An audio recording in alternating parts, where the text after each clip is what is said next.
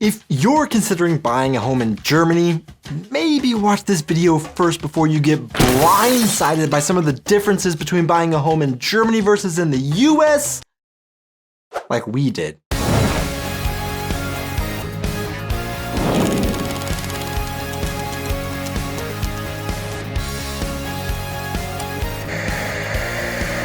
Hey guys, and welcome back to my channel. I am Donnie, and along with my wife Aubrey, we are two Americans currently living in Germany with our family, sharing all of our experiences living and traveling throughout Europe. For the last 6 years that we have lived in Germany, we have been telling ourselves it's our last year in Germany, but we've just never left. It's not the ever-increasing cost of Döner, the fact that FCK can't seem to finally be promoted to the Bundesliga, or the overly expensive photo booths on the Autobahn that keep sending me new headshots for my CV that is finally pushing us over the edge. It's just that we simply moved to Germany in 2019 with the expectation that we'd have a fun 1-year experience abroad before returning to our normal lives in the US. However, as things go, I tend to get carried away, start a YouTube channel that focuses on this country and culture, I fall in love with the German weather, and I decide I'd rather just become a German myself. Then, what do you know, 6 years and 2 babies later, we're still paying rent because we thought we were in a temporary housing situation. But is it time to make the American dream a reality, but in Germany, and own our own home? But wait, how do you even do that? Well, that's exactly what I'm going to talk about today in my video. No white picket fence, but does buying a German home make sense?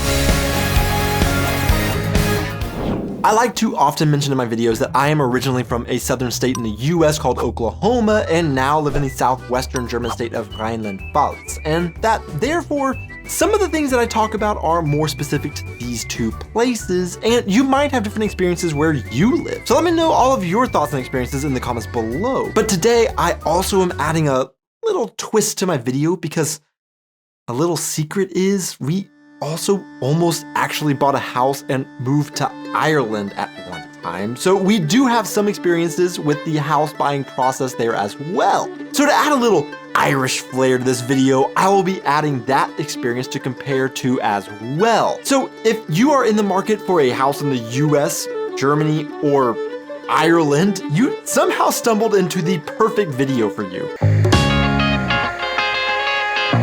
German house websites are, pardon my French, garbage. In the 21st century, how do people search for houses? Well, of course you can get a realtor to help you look, but in the US, it has become an obsession for people to use websites like Zillow to find their dream home. In Ireland, you use sites like Daft to find properties. On these sites, photos from every angle are uploaded. Sometimes virtual tours are given. YouTube videos showing walkthroughs of the house give you a great idea of what the home is like. Floor plans are provided so you can really get a feel for how the rooms are connected that you see in the pictures. Often, addresses are provided so you can see exactly where a property is so you can know if it's in an area that you like. And you can use Google Street View to look around the neighborhood to decide if it's on a street you can imagine yourself living. Overall, in the US and Ireland, you are given every opportunity to make an informed decision on if you should even waste your time or the sellers actually visiting the property or not. In Germany, wir haben Datenschutz. In case you aren't aware, although Germans love to provide unsolicited advice and getting in your business at times, they hate others getting in their business and private sphere. In 2010, Google tried to launch Street View in Germany, but 250,000 Germans complained about their properties being viewable online due to privacy concerns. Germany remained in the Street View dark for over a decade until recently when I guess Germans have started letting their guard down a bit and Street View is now available here. So, do you think, therefore, Germans are eager to post pictures of the layout of the inside of their home online? Nein. Germans may have a historical reason for being so weary with their personal data. And look, I'm not actually criticizing them for wanting to protect it because it is wise to do so. However, when you're trying to sell a house online, you gotta give me something. When we are surfing Emo Scout looking for possible homes, it is not uncommon for us to come across a listing that will just have the general town it is in. Sometimes even just a stock photo of a house, not the actual house being sold, and a line saying something like, contact the realtor for more information. Clearly, we see on the German hierarchy of life that Datenschutz far outranks efficiency as I scroll past homes that have 5 beds and 3 bathrooms listed, but I just get old grainy photos of a basement and a corner of a kitchen and nothing else. I personally have found this to be an extremely inefficient house buying process where I have to contact every realtor just to find out the house is nowhere near something we are interested in that I could have discovered if the house would have just been listed with more information. Obviously, this isn't 100% of the time. There are the odd homes for sale here and there that are well presented, including one we almost bought that the realtor posted online and 2 days later took down because they said they had too much interest in. And yeah, no surprise there, it was the only house people could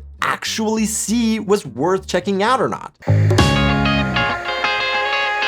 So Germans and Americans and Ireland seemingly have different strategies for selling homes, and perhaps this could also be blamed on the fact that Germans just aren't used to selling homes and therefore don't know best practices? Well, that might be a stretch, but a big difference is that in the US, a majority of the population own their home, and in Germany, if we do end up buying a house here, we would actually be in the minority of people who own a home. A majority of people living in Germany rent, and Germany has one of the lowest home ownership rates out of all OECD countries. Now, there are many reasons for this, with some stemming back to post-war rebuilding, strict renter protection laws, or mortgage rates not being tax deductible here. But there is also our next shock of buying a home in Germany, and that's just how expensive buying a house is here. And I don't necessarily mean the actual prices of homes. I'm talking specifically about the taxes and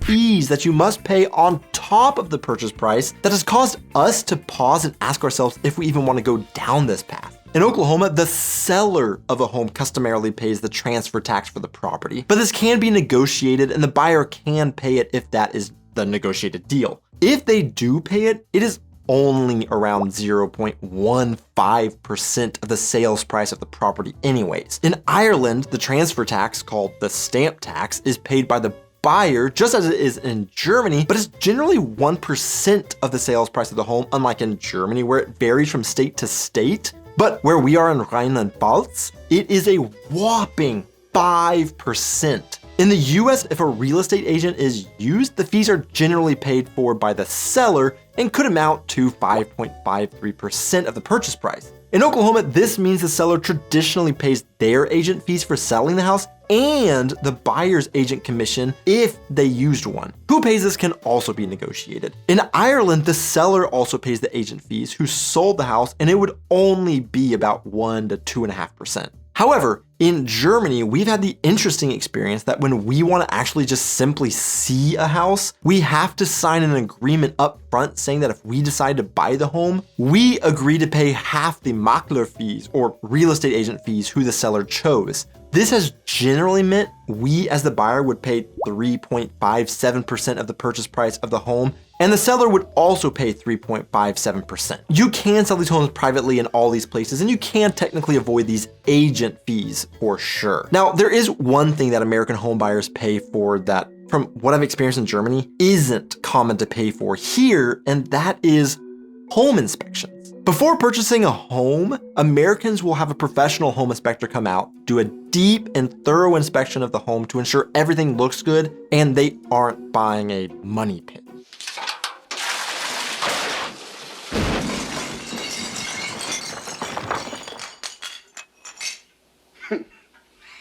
This generally costs around $300 to $450, but could potentially save you thousands if they find anything the seller needs to fix before you purchase, or worst case scenario, any massive problems, and then they advise you not to purchase the home. Because this is such a standard thing to do in the US, we just assumed it was this way in Germany as well. However, as we've researched buying homes in Germany, we have found that this is not standard at all. Well, I'm sure you all are eagerly typing in the comments, yeah, that is because American homes are made out of paper and cardboard, but German homes are made out of concrete.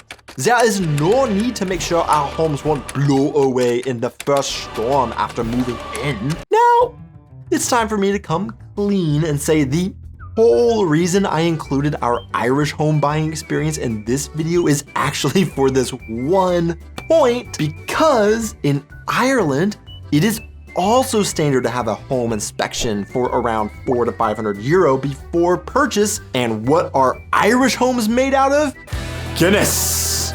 No, concrete. So the quality or what the homes are made out of doesn't seem to be the reason for this difference in home buying procedures. So what is it? In Germany, I have found that a home seller is not necessarily required to inform the buyer of all defects or damage to a property when selling, so I would think that Germans would also want to do home inspections before buying a property. However, my only conclusion as to why Germans don't do this is because if a seller doesn't disclose issues with the home they are aware of, there are some buyer warranty rights typically included in sale contracts, and the buyer can require the seller to fix the issues after the sale. Therefore, sellers may have inspections done beforehand so they can disclose everything before the sale and therefore not later be held accountable. In the US, we have the saying, buyer beware, meaning the responsibility is on you as a buyer to figure out if your investment is worth your investment. But even with the inspections, a seller is still required to disclose material defects with the home they are aware of as well. So I don't know, can Germans help me understand in the comments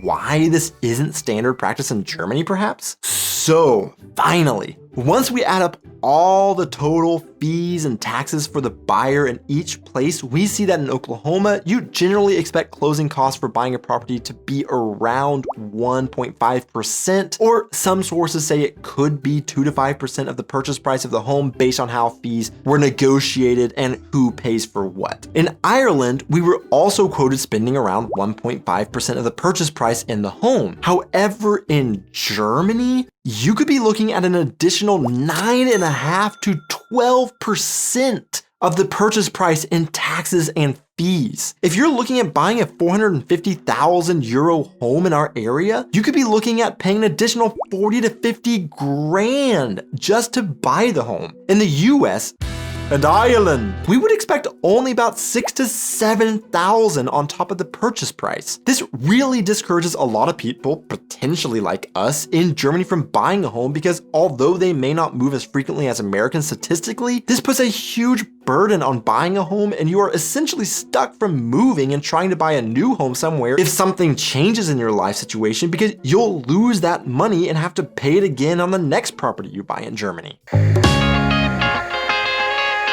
Location, location, location. Obviously, location is a very important factor when it comes to buying a home, no matter where you look. But there is an important difference that we have found in how location affects the homes we are looking at in each country. And spoiler alert, we personally give a bit of an edge to Germany on this point. In both the US and Ireland, we often would see a really great price for a really great home, and then when we check out its location on the map, it's way the heck out in the middle of nowhere with nothing around it. As you get more and more into a town or city, the prices generally go up and what we get for our money in terms of the actual home or property generally goes down. However, Germany is planned and organized completely differently than the more sprawling urban planning of Ireland, and for sure much more drastically different than in the US. In Germany, the country is more so organized into village clumps, you could say. You'll have a city, and then surrounding that city, you will have villages that dot the countryside where homes, businesses, schools, and churches are clumped together. This difference creates for a very confusing conversation when we tell our American friends and family we went to a restaurant a few towns over, and in their minds, we must have driven half an hour or an hour away, but it was actually like 5 to 10 minutes. In these cases, it's almost better to describe to our American friends and family that each village is almost the equivalent of a really big neighborhood in the US. Ireland also has village clumps, but they also have a lot more leeway in terms of homes dotting the countryside outside of these clumps. But pertaining to our house search, we have found that we really like this setup in Germany because, yes, often home prices are similarly cheaper in the smaller villages as you get farther removed from the local major city. However, even in the smallest villages we have looked in, we would still be within walking distance from at least a bakery, perhaps a donut shop, and maybe a pharmacy. For us, who aren't looking to live way out in the countryside all alone and want to be within walking distance of at least something, literally anything, the German setup is nice because the more budget homes aren't secluded off in the countryside, far removed from the rest of the world where we have to drive 100% to anything we want. Sure, maybe there are those that would like the other way and would like to be miles away from humanity, but for what we are looking for, we really like the German urban planning and the idea that we would have German neighbors who would be able to see we didn't properly separate our trash and could correct us on it. So I'll keep you guys posted on if we decide to move forward with buying a house in Germany, but if any of you have any advice you would offer for a first-time homebuyer in Germany, feel free to leave that in the comments below. But to see who made it this far into the video, the random question of the week is, what company makes the best chocolate bar? Thanks so much for watching this video, guys. Be sure to hit those like and subscribe buttons, and I will see you in my next video. I am Donnie along with my wife, Aubrey.